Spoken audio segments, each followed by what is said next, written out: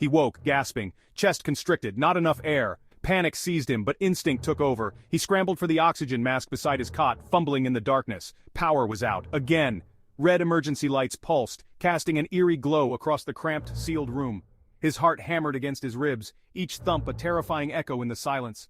He finally secured the mask, the hiss of oxygen a symphony to his starved lungs. He sucked in deep, ragged breaths. The panic receded, replaced by a cold dread. How long had he been out? How much air had he lost? He checked the gauge on his wrist purifier, dangerously low. He wouldn't last another hour, not with the room leaking.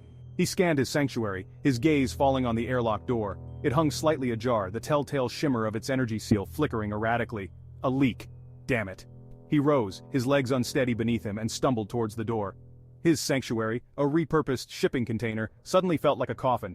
Outside, the toxic haze of the outside world awaited. A world choked by pollution, where clean air was a luxury, a currency more valuable than gold. He was a scavenger in this world, trading his life for every breath. His father's words echoed in his ears. The air we breathe is a privilege, not a right. Back then it had seemed like a melodramatic lecture. Now it was a terrifying truth.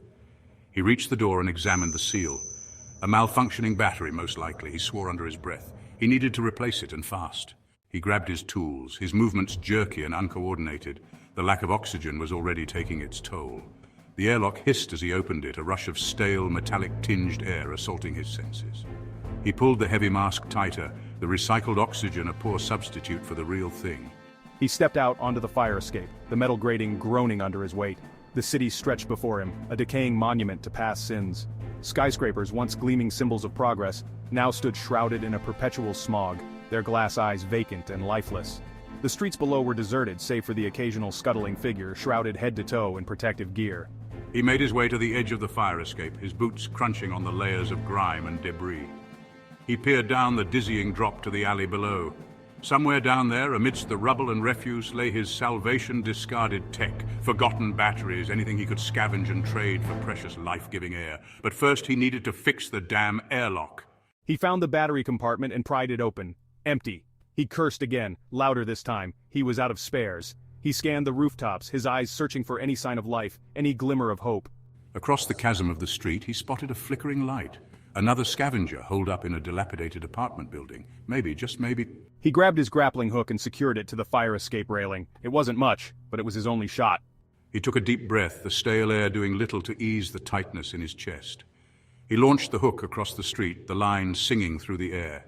It caught, the metal claw biting into the crumbling concrete of the opposite building. He took another breath, checking his purifier gauge one last time, critically low. He had minutes, maybe seconds to spare.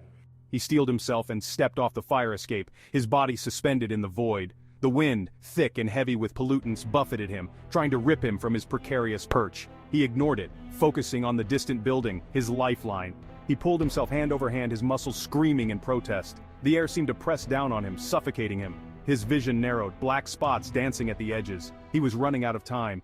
He crashed through the window of the apartment, shards of glass raining down around him. He lay there for a moment, gasping for breath, his body a symphony of pain. He pushed himself up, ignoring the throbbing in his shoulder and the searing cuts on his arms. He had to find that scavenger, had to get his hands on a battery. He stumbled through the dark, debris-strewn apartment, his hand trailing along the wall, searching for a light switch. He found one, flicked it on. Nothing. Of course. "Don't move," she rasped, her voice muffled by the mask. "Who are you? What do you want?" "Easy," he said, his voice hoarse. "I'm not here to hurt you. I need your help." She didn't lower the gun. Her eyes, dark and wary, followed his every move. He could hardly blame her. Trust was a luxury in this world, a currency rarer than clean air. "Help with what?" she asked, her voice laced with suspicion. "You're scavenging in my territory. That's a good way to get yourself killed." "My airlock malfunctioned," he explained, his words coming out in ragged gasps. "I need a battery or I'm dead. I saw your light and I didn't have a choice." He saw the flicker of doubt in her eyes. He knew he was asking a lot. "Please," he pleaded, his voice cracking. "I can pay you. I have supplies." She hesitated, weighing her options. He could see the internal struggle, the battle between caution and compassion. Finally, she lowered the gun, but her gaze remained fixed on him. "Show me," she said, her voice softer now but no less guarded. He fumbled with his backpack, his shaking hands betraying his desperation. He pulled out a small, airtight pouch. Inside, nestled amongst the filters and spare parts, lay his most prized possession, a single, pristine oxygen canister. It was more than enough to buy his life, he knew, but it was also a lifeline he couldn't afford to lose. He offered it to her, his heart pounding in his chest. She stared at it for a long moment, her expression unreadable. He watched as she disappeared into a back room, her footsteps muffled by the dust and debris. S5, wait here, she said, turning away from him. Here, she said, offering it to him as she returned a moment later. A small, cylindrical object in her hand. It was a battery, brand new, still in its protective casing. Here, she said, offering it to him. He reached out to take it, but she pulled it back. There's something you should know, she said, her voice low and urgent. This battery, it's not for a purifier. S1.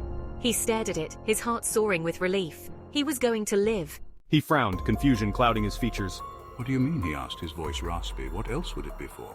It's for a detonator, she said, her voice barely a whisper. He stared at her, his mind struggling to process her words. Detonator? What was she talking about? A detonator. For what? He asked, his voice barely audible. There's something you need to understand, she said. This city? It's not dying, it's being killed. He didn't understand. What was she talking about? Who would want to kill the city? What are you talking about? He asked, his voice a mix of confusion and growing fear. Who would do such a thing? They call themselves the Purifiers, she said, her voice low and filled with a chilling certainty. They believe the only way to save the world is to start over, to wipe the slate clean. He stared at her, his mind reeling. The Purifiers. He'd heard whispers, rumors of a radical group who believed that humanity was the virus and that the only cure was extinction. They're planning to release a toxin, she continued, her voice trembling slightly. Something that will make the air even more toxic, that will kill everyone who hasn't joined their cause. This battery, it's part of the trigger. He looked down at the battery in her hand, his stomach clenching. It wasn't a lifeline, it was a death sentence.